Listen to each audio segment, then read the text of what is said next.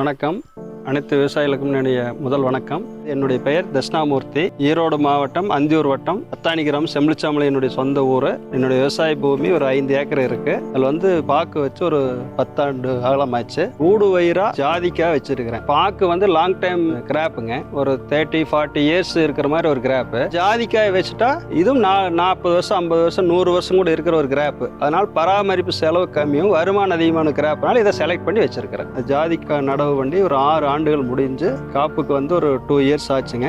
இப்போ ஒரு படிப்படியாக அதிகமாகிட்டு வருது. ஜாதிக்காயினுடைய ஈல்டு அதிகமாகிட்டு வருது. ஒரு 200 மரம் சமவெளியில் வச்சு காப்பு கொண்டு சேர்த்திருக்கிறோம்.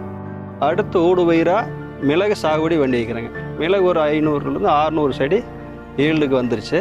அதுவும் நல்லபடியாக சமவெளியில் வருது. பாக்கு நடவு பண்ணது 2014 நடவு பண்ணியாச்சுங்க.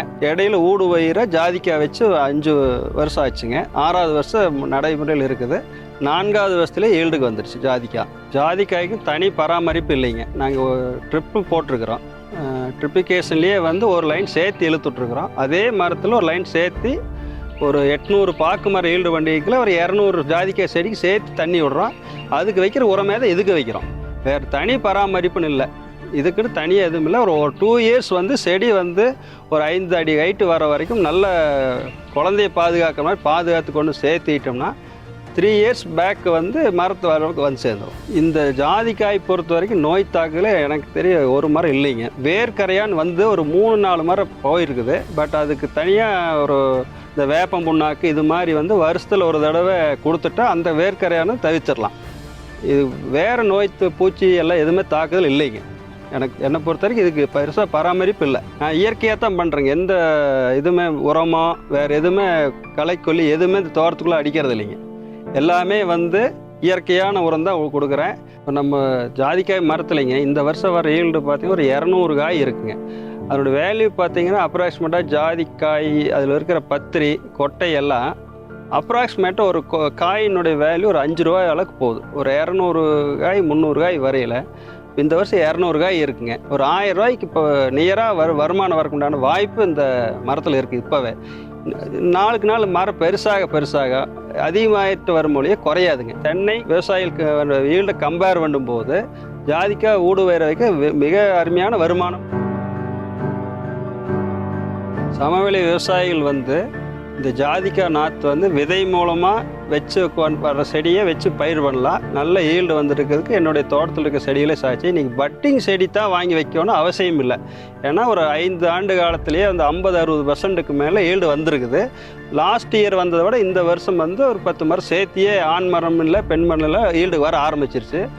என்னுடைய எதிர்பார்ப்பு 8-9 ஆண்டு காலங்களில் எல்லா மரமே காய்ப்புக்கு வந்துருங்கிறது என்னுடைய தாழ்மையான கருத்து. பொதுவாகவே ஜாதிக்காய் ஒரு நிழலில் வரக்கூடிய ஒரு பயிர் தான். வெயிலும் வேணும் நிழலும் வேணும். ஒரு 4 மரத்துக்கு இடையில வச்சிங்கன்னா சன்லைட்டும் படும்.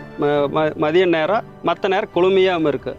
அதனால் தென்னை மரம் பாக்கு மரம் டிம்பர் மரம் எல்லாம்லேயுமே வச்சு சமவெளியில் அருமையான ஒரு பயிர் தான். அது சந்தாயம்லாம் வைக்கலாம். ஆனால் இடைவெளி ஒரு 20க்கு மேலே 25 அடி இடைவெளியில் வைக்கணும். ஜாதிக்காய் இடைவெளி அதிகமாக வைக்கணுங்கிற காரணம் நான் பாக்கு 7 அடிக்கு ஒரு மரம் வச்சுருக்கிறேன். 2 லைன் கொண்டு வச்சுருக்கிறேன். ஆனால் அது செடி இப்போ 7வது வருஷத்துலேயே பக்கமாக இருக்கிற மாதிரி ஃபீல். அடுத்து இன்னொரு ஃபீல்டு 21 அடி 3 கேப்பில் ஒன்று வச்சுருக்கிறேன். 21 அடிக்கு 20 அடி கேப்பில் வச்சுருக்கிறேன். அதனால் அட்வைஸ் 21 அடி 21க்கு மேலே இருந்தாலும் அட்வைஸ் தான். அதுக்கு அந்தளவுக்கு வச்சிங்கன்னா மரம் பெருசாயில் வாதில் முட்டாது. மாத முட்டில் ஈல்டு அதிகமாக வாய்ப்பு இருக்குது. அதனால் நீங்கள் கேப் 21 அடிக்கு மேலே வைங்க. 3 லைனுக்கு ஒரு லைன் வைக்கலாம். 7 அடி வச்சுன்னா 23 கொண்டு வரும். தென்னையாக 25 கொண்டு வைக்கலாம். அது மாதிரி வச்சிங்கன்னா ஈல்டு வருங்காலத்தில் ஒரு 10 வருஷம் ஆன மரமெல்லாம் ஒரு 500 காய் 1000 காய் எல்லாம் காய்க்கிற வாய்ப்பு அதிகமாக இருக்குது. ஜாதிக்காய் பொறுத்த வரைக்கும் 3 பர்பஸாக யூஸ் பண்ணுறாங்க. ஜாதிக்காய் தொல்லியில் அது கரெக்டான பருவத்தில் வெடிக்கிற பருவத்தில் எடுத்து அந்த மேல் தொல்லியை ஊறுகாயை போட்டு சேல் பண்ணுறதுக்கு வேல்யூ ஆடட் பண்ணுறதுக்கு நல்ல மார்க்கெட் இருக்குது. 2வது அது ஜாதி பத்திரி எடுத்து காய வச்சு எத்தனை வருஷமானாலும் வச்சுக்கலாம். அது கெடவே கெடாது. 3வது ஜாதி கொட்டை உள்ளே இருக்கிறது மருத்துவ குணத்துக்கு தான் 90% போகுது. அப்புறம் நாட்டு மருந்து கடையில் லோக்கல் மார்க்கெட்டெல்லாம் இருக்குதுங்க. மார்க்கெட்டை பொறுத்த வரைக்கும் 100% இருக்குது. அதை எத்தனை வருஷம் கழிச்சு வேணாலும் சேல் பண்ணிக்கலாம். ஸ்டாக் வச்சு விற்றுக்கலாம். ஜாதிக்காய் பொறுத்த வரைக்கும் அப்படியே பச்சையாக நல்லா பழுத்து வெடிக்கிற இதில் எடுத்தேன். ஒரு காய் 5 ரூபா ரேஞ்சுக்கு எடுக்கிறாங்க மார்க்கெட்டில். இன்றைக்கி மார்க்கெட் வந்து நம்ம தமிழ்நாட்டுக்குள்ளேயே பொள்ளாச்சி பேஸில் மார்க்கெட் பண்ணுறதுக்கு நம்ம விவசாயிகள் முன்னோடியில் இருக்கிறாங்க. அதை பொறித்து பராமரித்து காய வச்சு பராமரிச்சிங்கனால் ஜாதி பத்திரி வந்து கிலோ 1500 2000 வரைக்கும் மார்க்கெட்டில் கலரை பொறுத்து போகுதுங்க. ஜாதி கொட்டை வந்து 300 400 கிலோவுக்கு காய வச்ச கொட்டை எடுத்துக்கிறாங்க. இது வந்து நம்ம லோக்கல் ட்ரேடர்ஸ் இருக்கிறாங்க, எடுத்துக்கிற அளவுக்கு நம்ம முன்னாடி விவசாயியில் ஒரு சங்கம் ஃபார்ம் பண்ணி விவசாய பொருளை வாங்கி சேல் பண்ணிகிட்டு இருக்கிறாங்க. அதே மாதிரி ஜாதி தொல்லி ஊறுகாய் போட்டால் ஓகே, இல்லைனால் அதையும் காய வச்சு நல்லா ட்ரை பண்ணி கொடுத்தீங்கன்னா நாட்டு மருந்து கடையில் கிலோ 40 ரூபா 50 ரூபாய்க்கு பூஜை இதுக்காக வாங்கிக்கிறாங்க. அதனால் எந்த இதுவுமே வேஸ்ட் ஆகாது, பயக்கவே வேண்டியதில்லை, அந்தளவுக்கு மார்க்கெட் இருக்குது. நான் என்னுடைய இன்னொரு ஃபீல்டு ஒரு 3 ஏக்கர் ஃபீல்டு ஒன்று இருக்குது. இந்த ஜாதிக்காய் வருமானத்து இந்த வருஷம் ஈல்டை பார்த்ததையுமே மறுபடியும் ஒரு 3 ஏக்கர் பிளாட்டில் மீண்டும் ஒரு 200 செடி வந்து இந்த வருஷம் நடவு போட்டிருக்கிறேன். அதனால் தைரியமாக எல்லா சமவெளியில் வருங்கிற நம்பிக்கை இருக்குன்னா அதை வச்சுருக்கிற எல்லா விவசாயிகளும் என்னுடைய தோட்டத்து பார்வையிட்டு கூட வைக்கலாம். அதெல்லாம் சந்தேகமே வேண்டாம். அடுத்து இன்னொரு முக்கியமான தகவல், விவசாயிகள் வந்து பொருளாதார ரீதியாக வந்து வருமானம் கம்மியாக வருது. ஒரு அடுக்கு விவசாயம் பண்ணிங்கன்னா ஒரு பாக்கு மட்டும் வச்சிங்கன்னா வருமானம் கம்மியாக இருக்கும். அதிலே மிளகு ஜாதிக்கு பல அடுக்கு விவசாயம் பண்ணிங்கன்னா 3 மடங்கு வருமானத்துக்கு உண்டான வாய்ப்புகள் அதிகமாக கொட்டி இருக்குது. அடுத்தது இது வந்து லாங் டைமாக வரும், அடுத்த ஜென்ரேஷன் கூட வருமானம் வர அளவுக்கு இந்த ஜாதிக்காய் மிளகுலாம் ஒரு நல்ல ஃபியூச்சர்ஸ் இருக்குது விவசாயிகளுக்கு. அதனால் தயவு செய்து விவசாயிகளெல்லாம் பல அடுக்கு விவசாயத்துக்கு உண்டான முயற்சி எடுங்க. மண் வளம் பெருகும், நேச்சர் இது அதிகமாகும், காற்றோட்டம் அதிகமாக இருக்கையில் மண்புழு வளர்க்க வாய்ப்பு அதிகமாக இருக்குது.